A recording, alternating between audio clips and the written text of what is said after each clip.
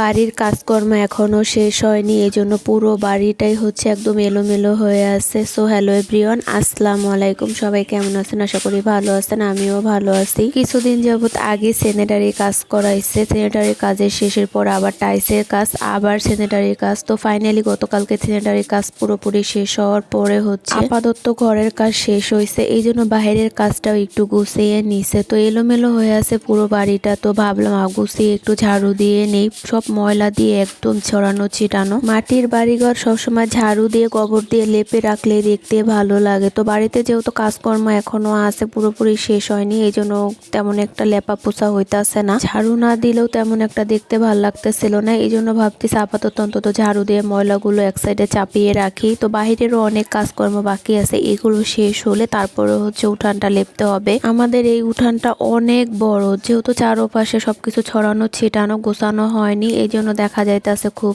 ছোট। আর গুছিয়েও উঠতে পারতেছি না, তাই কাউকে দেখাতেও পারতেছি না। পুরোপুরি ভাবে গোছানো হয়ে গেলে একদম গোবর দিয়ে লেপার পরে হচ্ছে আপনাদেরকে একসময় ঘুরে ঘুরে আমি দেখাবো। তো ঝাড়ু দিয়ে অর্ধেকটা কাছিয়ে নিয়ে আসছি। সব ময়লাগুলো একটা জায়গায় হচ্ছে জমা করে তারপরে হচ্ছে এগুলো ঝাঁকায় করে উঠিয়ে ফেলে দেব। তা না হলে এদিক ওদিক দিয়ে ফেলালে মানুষের পায়ের মধ্যে বিনতে পারে। যেহেতু গ্রামের বাড়ি, মানুষ সব দিক দিয়ে হাঁটা চলা করে, আর বাড়ির আশেপাশে ময়লা থাকলে দেখতেও তেমন একটা ভালো লাগে না, এই জন্য মূলত ঝাড়ু দিয়ে একটা জায়গায় জমা করে তারপরে হচ্ছে ফেলে দেব। উঠানটা ঝাড়ু দিয়ে একটা জায়গায় আনতে আমার অনেকটা সময়ও লেগে গেছে, আর প্রচন্ড পরিমাণে কষ্ট হয়েছে। যদিও গ্রামের মেয়ে সব কাজের সাথে অভ্যস্ত আছে, তারপর বিয়ে যেহেতু ঢাকায় হয়েছে, এইসব কাজ তো আর করা হয় না বিয়ের পর থেকে। যখন বাবার বাড়ি যাই তখনই একটু করা হয়, এই জন্যই মূলত কষ্ট হয়ে যায়। উঠানটা ঝাড়ু দিচ্ছিলাম আর হচ্ছে ভাবতেছিলাম আমার ভাইকে যখন বিয়ে করাবো, আমার ভাইয়ের বউ তো অনেক কষ্ট হবে। এখন তো বাড়িতে তেমন কাজকর্ম ছড়ানো ছিটানো, উঠানটা ছোট দেখা যাচ্ছে। যখন সব কাজকর্ম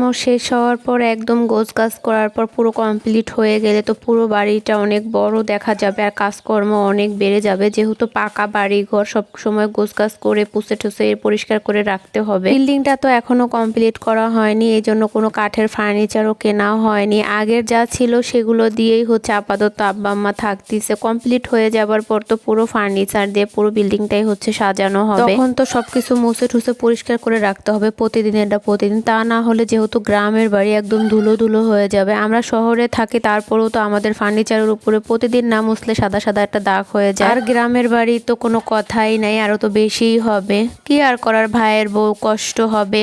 আমরা আসলে যদি একটু ওর হাতে হাতে করে দিই তাহলে একটু কষ্টটা কম হবে, তা না হলে ওটা ওরই করতে হবে। একটা সময় দেখা যায় করতে করতে সবকিছু অভ্যাস হয়ে যাবে, আর নিজেরটা তো নিজেরই করতে হবে, যেহেতু এই সংসারটা ওরই হবে। আমরা আর কতদিন থাকবো? এখন তো ভাই বিয়ে করায়নি, এই জন্য বাবার বাড়ি আসলে অনেকটা সময় থাকা হয়। তাছাড়া আমার বাচ্চাও এখনো স্কুলে দেয়নি, ও ছোট, এই জন্যই মূলত এত দিন বেড়াতে পারতেছি। তা না হলে তো কবে চলে যাওয়া লাগতো। যেহেতু আমার আপুরা আসছিল 1 সপ্তাহ 15 দিনের মতো থেকে ওরা চলে গেছে, ওদের বাচ্চাদের পরীক্ষা। আমার তো আর বাচ্চার পরীক্ষা নাই, এই জন্য ভাবতেছি যতদিন পারি থেকে যাই। আর আপনাদের ভাইয়েরও কোনো অবজেকশন নাই যে তুমি এতদিন বাবার বাড়ি কেন থাকো? আমি যতদিন থাকতে চাইও ততদিনই আমাকে থাকতে দিবে, কখনো আমার উপরে কোনো কিছু নিয়েই আর কি জোর করে না। মা এইখানে গোবর দিয়ে হচ্ছে মুচ্ছা বানাচ্ছে, আর আমি বাড়ি ঘরগুলো একদম ঝাড়ু দিয়ে পরিষ্কার করে ফেললাম।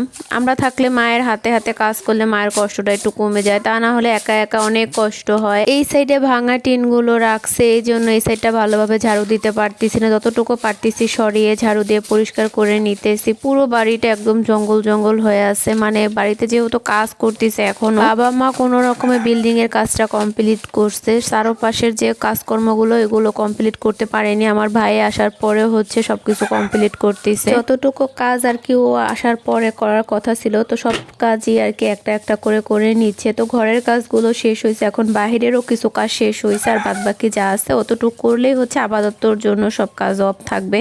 তো যাই হোক, কথা বলতে বলতে তো আমার পুরো বাড়িটা একদম ঝাড়ু দেওয়া পরিষ্কার হয়ে গেছে। যতটুক পারছি ততটুকুই আর কি ঝাড়ু দিয়ে পরিষ্কার করে নিয়েছি, আর বাদ বাকি যা আছে ওগুলো, বাকি যে কাজগুলো আছে ওগুলো শেষ হওয়ার পরেই হচ্ছে কমপ্লিট করব। আর পুরো বাড়িটা ঝাড়ু দেওয়ার পর দেখতে কেমন লাগছে তো আপনারা একটু দেখে নেন। খুব সুন্দর লাগতেছিল বাড়িটা একদম ঝাড়ু দেওয়ার পরে। ভিডিওটা আর বেশি একটা বড় করব না, তো দেখতে কেমন লাগলো সবাই কমেন্টে জানাবেন। আজকের ভিডিও এই পর্যন্ত, সবাই ভালো থাকবেন, আল্লাহ হাফেজ।